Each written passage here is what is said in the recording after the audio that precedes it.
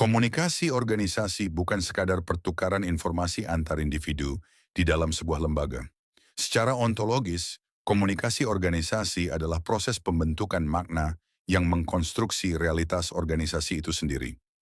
Melalui komunikasi, nilai, tujuan, struktur, dan identitas organisasi dibentuk dan dipahami bersama oleh para anggotanya. Organisasi pada dasarnya merupakan sistem yang kompleks dan saling bergantung. Dalam sistem ini, komunikasi menjadi penghubung utama yang memungkinkan individu dan kelompok bekerja secara terkoordinasi. Tanpa komunikasi, organisasi tidak akan mampu bertahan, berkembang, maupun beradaptasi terhadap perubahan lingkungan. Menurut Goldhaber, komunikasi organisasi adalah proses penciptaan dan pertukaran pesan dalam suatu jaringan hubungan yang saling bergantung untuk menghadapi lingkungan yang tidak pasti.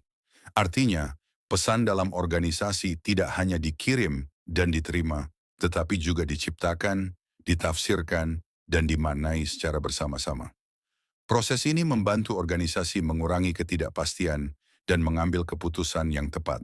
Sementara itu, Katz dan Kahn memandang organisasi sebagai sistem terbuka atau open system. Dalam perspektif ini, komunikasi berperan sebagai energi yang mengalir melalui tahapan input, throughput, dan output. Informasi dari lingkungan masuk ke dalam organisasi sebagai input, kemudian diproses melalui interaksi dan komunikasi internal, lalu menghasilkan output berupa keputusan, kebijakan, atau tindakan organisasi. Komunikasi menjaga keteraturan atau entropi negatif agar organisasi tidak mengalami kekacauan. Dalam praktiknya, komunikasi organisasi memiliki berbagai jenis.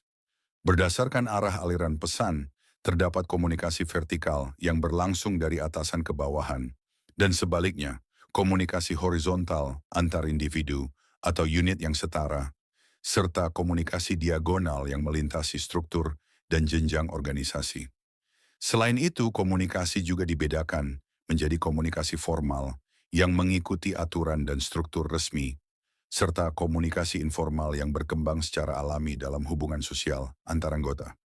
Komunikasi organisasi juga memiliki fungsi yang sangat penting. Menurut para ahli, fungsi komunikasi mencakup penyampaian informasi, pengendalian perilaku anggota, pemberian motivasi, serta sarana ekspresi emosi. Komunikasi juga berfungsi sebagai alat integrasi yang menyatukan berbagai bagian organisasi, sekaligus mendorong inovasi dan perubahan. Dengan demikian, komunikasi organisasi bukan hanya alat penyampaian pesan, tetapi merupakan fondasi utama yang membentuk, memelihara, dan menggerakkan organisasi. Memahami komunikasi organisasi berarti memahami bagaimana organisasi hidup, beradaptasi, dan menciptakan makna dalam menghadapi dinamika lingkungan yang terus berubah. Thank you, everyone! Thank you, Elmore! Boom!